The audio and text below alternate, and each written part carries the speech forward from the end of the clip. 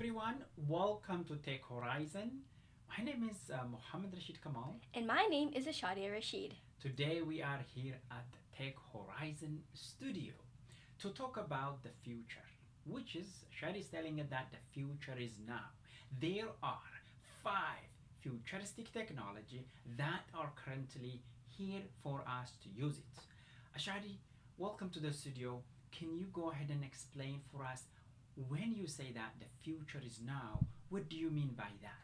What I mean by is when people think of the future, they think of futuristic things like floating things, mind things, a lot of things like that. But now, when we say that the future is now, we say that all those things that used to be science fiction is reality right now. It's very amazing now. Interesting. So, whatever you've been thinking previously, whatever you've been thinking, oh, is this possible things that you saw them in the movie and so on. So, now we can see those in real action today. So, Shadi, can you please tell us the future of now or any futuristic technology that's being currently used? Can you please explain that for us? Yes, the first futuristic technology that we are using right now are brain computer interfaces. These are revolutionary devices that can allow direct communication between your brain and other technology. For an example, if someone missed their arm, then they can have a prosthetic limb, and then they can connect the prosthetic limb to these brain computer interfaces, which is in their brain, so then they can sense what the person is thinking. So if the person wants to hold something, the brain computer can make the prosthetic limb hold it. It's very amazing. Interesting, interesting. It's like you have your brain thinking. You don't need to even tell to a robot to do something for you, but you have a prosthetic arm, right? Whatever you think will transmit that message, will be transmit to that prosthetic arm or leg or whatever body thing is that is made, and that can function according to that you want. Really interesting. How about the next one? Yes, the next one that we have is quantum computing. So, unlike classical computers that use bits, quantum computers use quantum mechanical phenomena like superposition and entanglement with qubits. Interesting. This is amazing, the quantum computing. And we've been saying that we not yet reached the quantum computing, but now we are seeing that here in action. Wow, so interesting. How about the second one? The third one? Yes, the third one is augmented reality contact lenses. So, think of a world where instead of seeing, let's say you scroll and then you see that there is a chair that you really like. If you see this chair and then you want to see what it looks like inside your house, you can put on these contact lenses and then it's augmented reality, so it will change the reality of what you see. So then you can see the chair, it can be present in your house. It's not really there, but you can think of it as a display so you can see how it looks like in your house instead of just buying it and then seeing it without, yeah. Pretty So it's very good. Ashadi. That's interesting. You know, you may remember, Ashadi, I've done my research on augmented reality and also virtual reality on this when it comes to security, okay? On the security aspect. So I know a little bit on that area, the augmented reality and also virtual reality. So we've been using phone, right? Our phone camera and so on for augmented reality. So to augment a given scenario, so you can really see it as a realistic exposure. But now what you're telling me now here is there is also a contact lens that is developed that you can put it in your eye, and now if you want to buy a sofa or a chair or a TV, you just need to use that contact lens which is in your eye and just see that chair or any physical thing that you're going to buy, and you're just gonna see it in your house where it fit, you're gonna move it, things like that. So interesting. Wow. Yes, our fourth one that we're going to discuss is about 3D printed organs or bioprinting.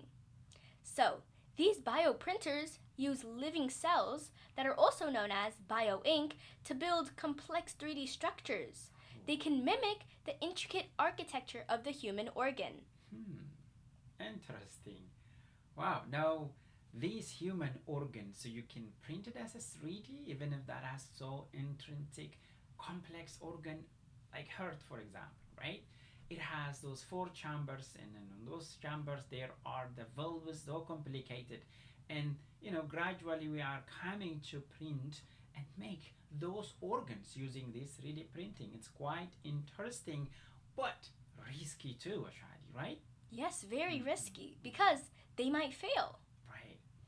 Right. But let's think this. See how our God, Allah subhanahu wa ta'ala, created us with this all complex organ from the first with no any modification. Wow, think about your liver, your kidney. It's once you have it, it's there. This it doesn't require, you don't need to go to, for example, if you have a healthy liver, you don't need to go to the doctor to add an additional thing on it, and so on and so on. So everyone is born just like that, and that complex organ, now we are, this futuristic technology try to print them as a 3D. Okay, it's quite interesting. Yes, but very riskier too, but we'll see where it's gonna take us. That all right, how about the last one, Ashadiee? Yes, the last one is self-healing materials. Self-healing material, what So, does that mean? This means, let's say you bought a new phone, and then this new phone, you accidentally put a little scratch on it. And then that would be very not good. But then, let's say this phone has incredible materials that can redesign or repair the damage. So if you have a little scar on your phone, it will automatically repair because they contain tiny microcapsules filled with healing agents that are released whenever it's a little bit of cut.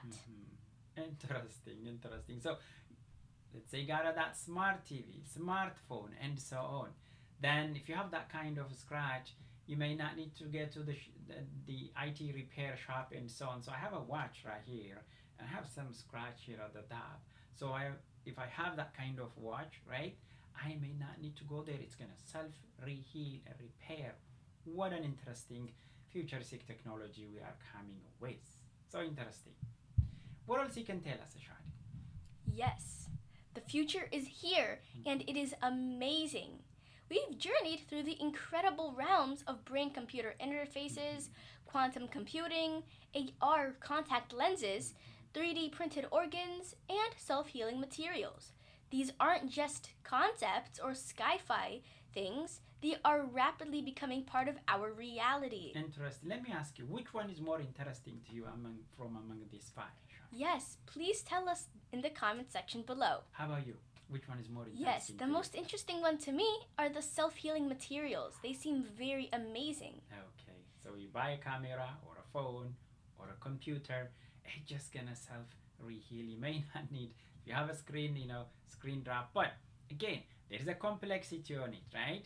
To self-reheal, it should be become so complex, and how they can do it, we'll see the details. So each one of them, we're gonna come back with another session.